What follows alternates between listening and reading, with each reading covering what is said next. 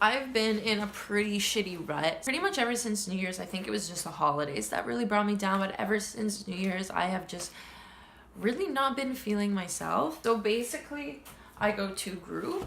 I'm sure everyone who has been through recovery for mental illness has heard of a distress box and like has done it, and like they're like, this isn't new, but like it's completely new to me because it just helps me when I am feeling stressed. And like stress to me is like, okay, like I can physically feel like energy builds up in my bones that I need to let out somehow, and I usually let that out by punching something, by throwing something, or by yelling, and one of those things makes me feel really, really good. I get this sense of relief even though it doesn't benefit me. It benefits me for the time because I'm letting that feeling out, but it's not going anywhere productive. So that's why I make this. In it I have my Conor Oberst CD. Ruminations came out last November 2016. There is something on the back of it that I read that helps me feel better. The CD is so fucking awesome. Look at it. Well, it's like packaged like 2002. Sick, right? Oh, and I have all this poetry right here, and I love it. But there is something on the back of the album that I read that keeps me happy. I guess sometimes it is these moments when we're gutted, when we're worn gossamer thin, that we can divine the clarity it takes to remember what we're really here for. I've had the good fortune to be with them in a faraway hotel room, a riverside, an alleyway, when a new song was born, and there's nothing like it on earth. It's an invocation, proof that something holy haunts the periphery of our existence.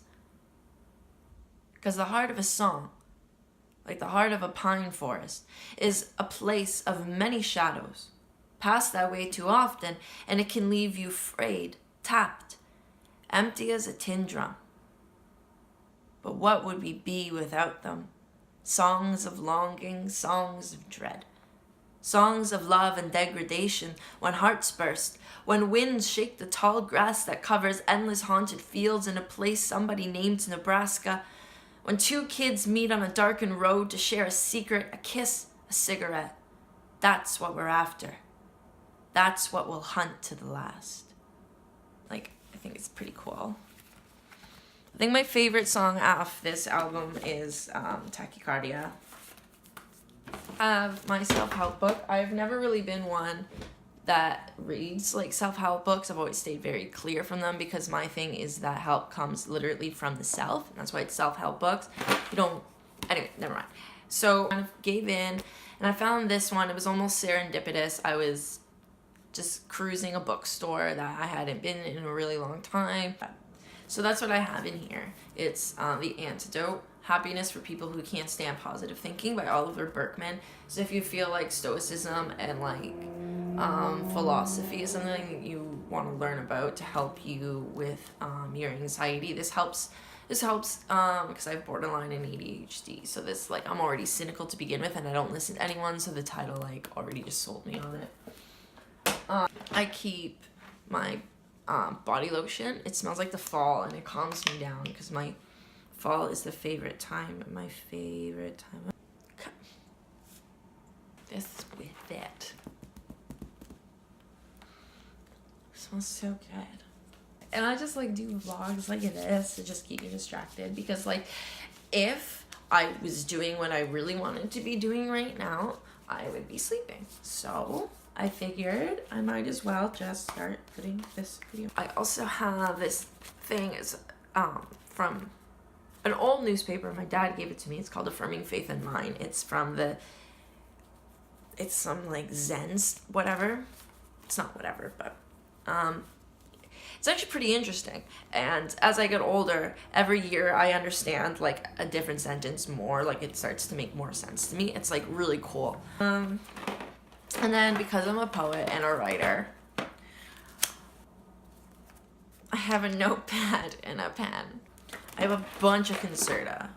And it's all with no lighter because and a bunch of rocks, because apparently rocks supposed to like cure you. So I got a bunch of those.